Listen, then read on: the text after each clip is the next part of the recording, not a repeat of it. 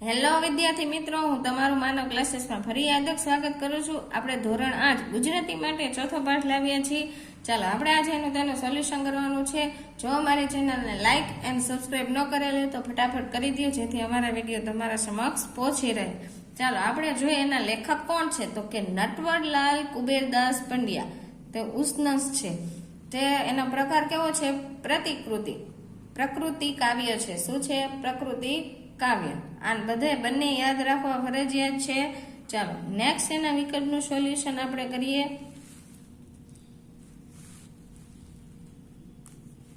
પહેલો વિકલ્પ છે અષાઢે કાવ્યના કવિ કોણ છે, તો કે નટવરલાલ પંડ્યા, જે આપણે હમણાં જોયું હતું તે જ। અષાઢે કાવ્યનો પ્રકાર, એની બાજુમાં જે લખેલો હતો તે જ પ્રકૃતિ કાવ્ય। કવિએ કયા મહિનામાં તણખલું તોડવાની ના પાડી છે, તો કે અષાઢ મહિનામાં।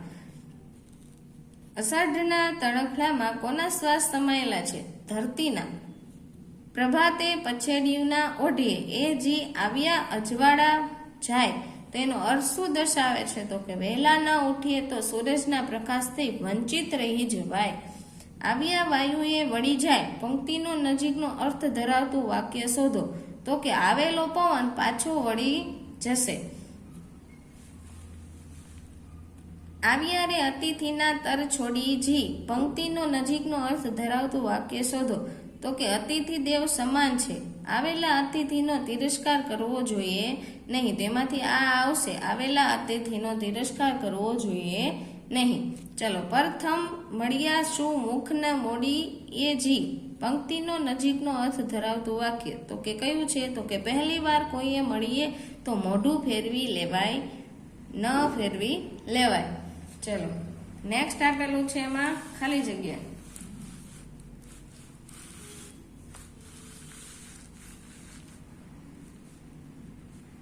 પેલી ખાલી જગ્યા, અષાઢ મહિનામાં ખાલી જગ્યા તોડવું જોઈએ નહીં, તો કે તણખલું। એની પત્ની ખાલી જગ્યામાં ભોઢીજી પીમળ। અષાઢમાં ખીલેલા તણખલા એક પ્રકારની ખાલી જગ્યા પ્રસરાવે છે, તો કે સુગંધ। ખાલી જગ્યા મહિનામાં ચારેકોર લીલોતરી જોવા મળે, તો કે અષાઢ। પ્રભાતે પછેડિયુંના ઓઢી એજી આવ્યા ખાલી જગ્યા જાય, તો કે અજવાળા। એજી એ તો ખાલી જગ્યા કેરું ફૂલ, તો કે ફાગણ। ચલો ખરા ખોટા નીચે આપેલા છે, તમે જોઈ શકો છો ને તમારી રીતે લખી શકો છો। ચલો નીચે આપણે પ્રશ્ન નંબર 4 જોવાનો છે। એક એક વાક્યના ઉત્તર લખો। કયા મહિનાને વર્ષા ઋતુનો મુખ્ય મહિનો ગણવામાં આવે, તો કે અષાઢ મહિનાને। અજવાળા પાછા વળી જાય એટલે શું, તો કે સવારે મોડે સુધી સૂઈ રહેવાની પ્રભાતનું આહલાદક અજવાળું જતું રહે છે। જો વહેલા ઉઠીએ તો શું ફાયદો થાય, તો કે જો વહેલા ઉઠીએ તો આહલાદક અજવાળું અને આરોગ્યપ્રદ હવા આપણને મળી રહે। કોને ધરતીના શ્વાસ કયા છે, તો કે ચોમાસામાં અષાઢ માસમાં ખીલી ઉઠતા તણખલાને ધરતીના શ્વાસ કયા છે। અષાઢ મહિનામાં આવતા કોઈ એક જાણીતા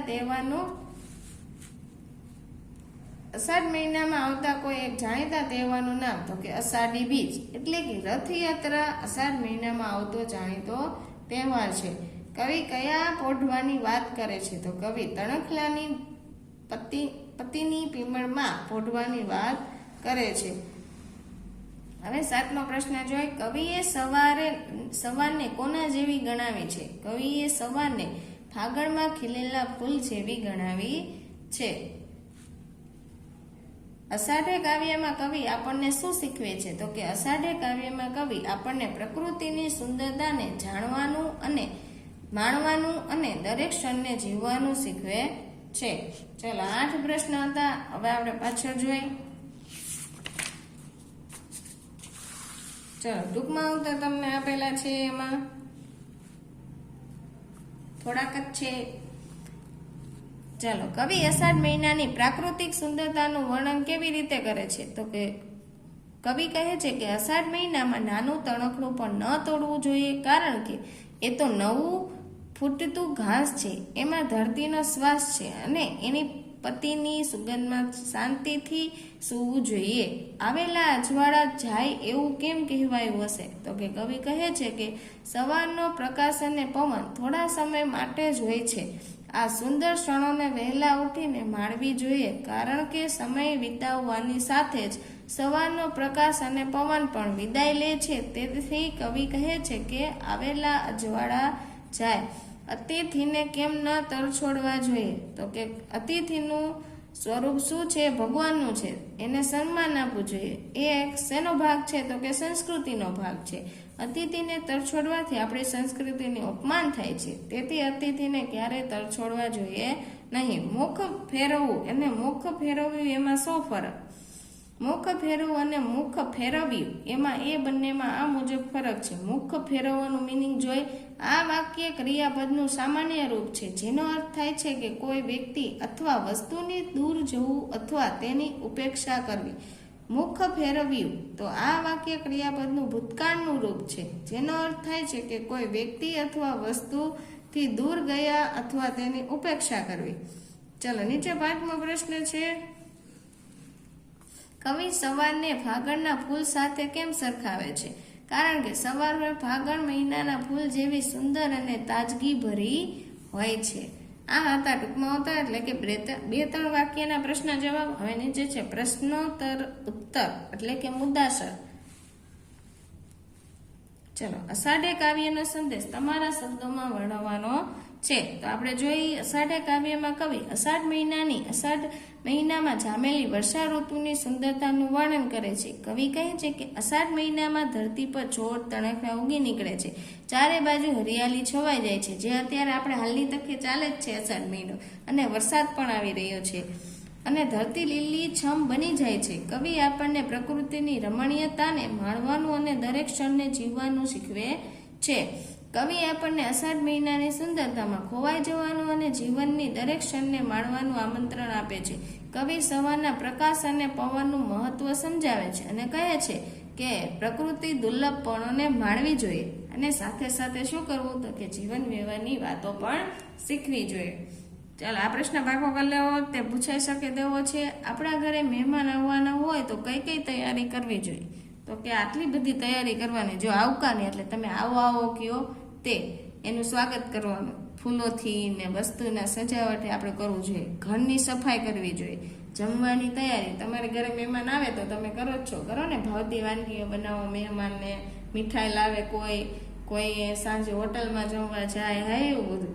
પછી રૂમની વ્યવસ્થા કરવી એટલે એને સુવાની કરવાની તૈયારી. પછી અન્ય તૈયારીમાં શું આવે? તો કે વધારાની વસ્તુ જેમ કે વધારાનો ટુવાલ, સાબુ વગેરેની વ્યવસ્થાઓ કરવી પડે છે. હવે ત્રીજો પ્રશ્ન જોઈએ. સવારના સમય સાંજના વાતાવરણમાં શું ફેરફાર છે? તો કે સવારના અને સાંજનો ફેરફાર છે કે સવારનું વાતાવરણ ખુશનુમા અને આહલાદક હોય છે. એટલે કે શુભ સવાર, જો સારી સવાર તમે સવારે શાંતિથી વીતી જાય ને તો આખો દિવસ તમારો સારો જાય, આપણે એવું કહેતા હોય એવી રીતના. અને સવારે શીતળ પવન વાય છે. આ પવન મનને તાજગી ભરી દે છે. સવારે સૂર્યના કિરણો પૃથ્વી પર પડતા જ પ્રકાશ ફેલાય છે. પૃથ્વીનો કલરવ સંભળાય છે. સાંજે સૂર્યના આથમવાથી સાથે જ અંધકાર ફેલાવા લાગે છે. એટલે કે વાતાવરણમાં શાંતિ અને ગંભીરતાનો અનુભવ થાય છે. પક્ષીઓ પોતાના માળામાં પાછા ફરે છે અને દિવસભરની પ્રવૃત્તિઓથી શાંત થાય છે. ચાલો, નેક્સ્ટ આપણે કાવ્ય પંક્તિનો ભાવાર્થ તમને અહીંયા આપેલો છે. ચાલો, એ પણ પરીક્ષામાં પૂછાય છે કેટલાક લોકોને. તો આપણે જોઈ તે અષાઢે તરફડું ના તોડીએ જી, એ તો ફૂટતું તે રે ઘાસ, એમાં ધરતીના શ્વાસ, તો કે એની પત્નીની પેમળમાં પોઢીએ જી. ચાલો, એનું આપણે કાવ્ય પંક્તિ જોઈ કે આપેલ પંક્તિઓ દ્વારા કવિ કહેવા માંગે છે કે અષાઢ મહિનામાં નાનું તણખડું પણ ન તોડવું જોઈએ, કારણ કે તે નવું ફૂટતું ઘાસ એમના ધરતીનો શ્વાસ છે અને તેની પતિની સુગંધમાં શાંતિથી સૂવું જોઈએ. જો આપણે પ્રશ્નમાં પણ જોયું હતું તે જ છે આ. તારે આંગણીએ ઉગ્યું એ પરોઢીએ જી, એ તો ફાગણ કેરું ફૂલ, એમાં એવી તે કઈ ભૂલ, પ્રથમ મળ્યા શું મુખના મોડીએ જી. તો એનો કહેવા માંગે છે કે તારા આંગણામાં જે સવાર ઉગી છે એ તો ફાગણ મહિનામાં ફૂલ જેવી સુંદર છે, એમાં કોઈ ભૂલ નથી. જો આપણે પહેલી વાર મળીએ તો ઉપર મોઢું ન ફેરવવું જોઈએ અને એટલે સૌની સાથે હળી મળીને રહેવું જોઈએ. જો આ એ પ્રશ્નમાં જતું હતું ને, તો જેથી તમે પ્રશ્ન ભાગા કરશો તો કાવ્યપંક્તિના ભાવાર્થ પર તમને આવડી જશે. ચલો, નીચે કાવ્યપંક્તિ પૂર્ણ કરવાની છે તે તમે તમારી પાઠ્યપુસ્તકમાંથી જોઈ અથવા અમારી ચેનલમાંથી વિડીયોમાંથી જોઈ તમે કરી શકો છો. ચાલો, નીચે આપેલા છે માગ્યા મુજબ ઉત્તર લખો. ચાલો, 2 હું કરાવું, બાકી તમારે જોઈને કરી લેવા. તો કે પેલું છે તણખલું. એમાં તમને આ બાજુમાં અર્થ આપેલા છે, ઘાસની સળી, ઘાસનો ભારો કે ડુંડું. તો એમાં આવશે ઘાસની સળી. એના ઉપરથી તમારું વાક્ય, એમાં જવાબ વાક્ય બનાવો. એમાં કયો શબ્દ આવવો જોઈએ? તો કે તણખલું. જે આપણે રૂઢિપ્રયોગમાં કરી એવું જ કરવાનું છે. અષાઢ માસમાં તણખલાનું તોડવું જોઈએ. તો પછેડી, તો એમાં શું છે? ચાદર. ઠંડીમાં ખેડૂત પછેડી ઓઢીને સૂતો હતો. એવી રીતના જ આ બધા કરવાના છે, તમારે જોઈ લ્યો.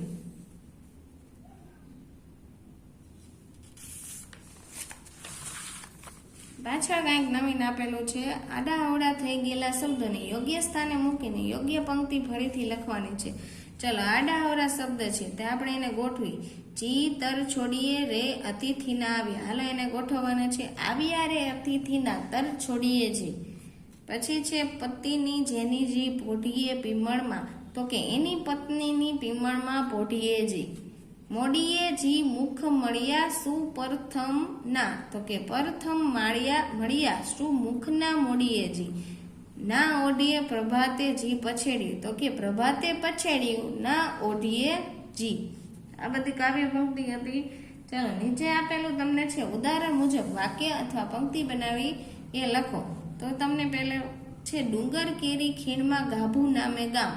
તો એનું શું થશે? તો ડુંગરની ખીણમાં ગાભુ નામે ગામ. લવિંગ કેરી લાકડીએ રામે સીતાને માર્યા જો.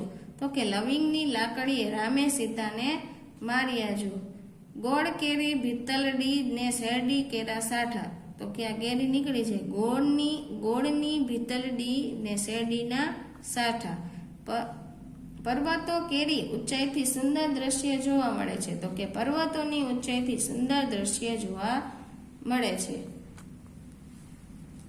હવે નીચે આપણે જોઈએ 5મું. જંગલ કેરી ગીચતામાં પક્ષીઓનો કલરવ સંભળાય છે. તો જંગલની ગીચતામાં પક્ષીઓનો કલરવ સંભળાય છે. જો આ બધી કેરી ને કેરા ને એવું બધું આવે ને એ બધું તમે કાઢી નાખવાનું, બાકી બધું તો એના જ છે ને. તો તમે નીચેના બધા જોઈને કરી શકો છો. હવે એને નીચે આપેલો છે 4 ઉદાહરણ મુજબ વાક્ય બનાવીને લખવાના છે. પાછું એવું આવ્યું. ચલો, ઉદાહરણમાં શું આપેલું આપણે જોઈએ. આવેલા વાયુ વહી જાય. તો કે આવેલા વાયુ એ વહી જાય. તો પેલું આપણે જોઈએ, મને ક્રિકેટ બહુ ગમે છે. તો મને લખવાનું, મનેની જગ્યાએ શું લખવાનું? મને ક્રિકેટ બહુ ગમે છે. ગાંધીજી સાથે વિનોબા જેલમાં ગયેલા. તો ગાંધીજી સાથે વિનોબાઈ જેલમાં ગયેલા. રિયાને રસગુલ્લા ભાવે છે. તો કે રિયાને રસગુલ્લાઈ ભાવે છે. તમે કહો ને મને પીઝાઈ ભાવે છે. આવી રીતના. મમ્મી નોકરીએ જાય છે. તો કે મમ્મી નોકરીએ જાય છે. અમેરિકાથી માસી આવ્યા. તો કહેવાનું અમેરિકાથી માસી આવ્યા. ચાલો, નેક્સ્ટ આપણે જોઈ.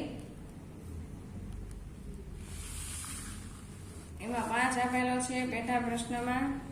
તો કે શું છે? શરૂઆતમાં અને અંતમાં સ્વર આવતા હોય તેવા સંબંધો શોધીને શબ્દ લખવાના છે. તો અમે લખેલા છે, તમે જોઈ શકો છો. એની નીચે આપેલું છે સ્વરતા. છેલ્લા સ્વર આવતા હોય તેવા શબ્દો અને સ્વરાંત ન હોય તેવા શબ્દો જુદા પાડીને લખો. તો જો આ સ્વરાંત આવતા હોય એટલે કે સ્વર આવતા એ બધા ક્યાં લખવાના? ઉપરનામાં. અને સ્વરાંત ન હોય એટલે જો આ કક્કા પ્રમાણેના, તો એ બધા તમારે ક્યાં લખવાના? નીચે લખવાના છે. હવે નીચે તમને આપેલા છે સમાનાર્થી શબ્દ. તો એ પણ તમે જોઈ લખી શકો. જ્યાં અમે 2 લખ્યા છે એમાંથી તમે કોઈ એક લખી શકો છો. હવે નીચે આપણે જોઈ વિરુદ્ધાર્થી શબ્દ અને જોડેલ. અને નીચે છે શબ્દ ક્રોસક્રમમાં ગોઠવો. ચાલો, આમાંથી જોઈને લખવું અને ખાસ સરખી રીતના, જેથી ઊંધું લખાઈ ન જાય તેનું ખાસ ધ્યાન રાખવું. નીચે પાછું આવ્યું. જો ધ્વનિને છઠ્ઠી પાડીને લખો. આ તો સાવ સહેલું છે. જો પરીક્ષામાં પૂછે ને તો પૂરેપૂરા માર્ક આવે આના.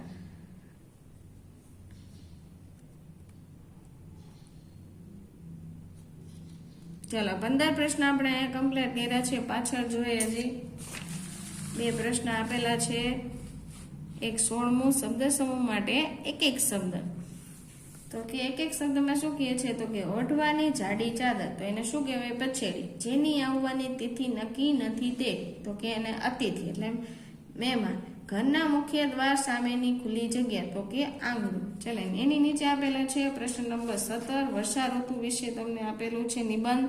તો તમે જોઈને લખી શકો છો. તમને પરીક્ષામાં પણ આઈ થિંક બાકી બુકમાં તમને લખાવતા હોય તો તમને લખવા આવશે આમાંથી જોઈને જ, જેથી તમારે આ પાકું કરવો ફરજિયાત છે.